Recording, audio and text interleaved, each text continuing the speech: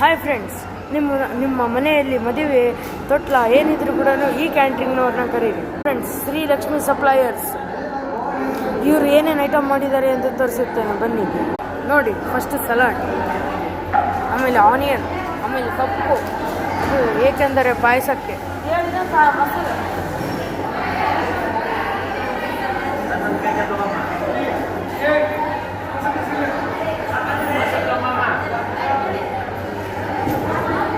ಇದು ಪನ್ನೀರ್ ಕುಲ್ಚಾ, ಇದು ಬೆಂಡೆಕಾಯಿ ಫ್ರೈ, ಇದು ಒಂಥರ ಸ್ವೀಟು ನೋಡಿ, ಇದು ಪಲಾವ್, ಇದು ಚಪಾತಿ, ಸಂಡಿಗೆ,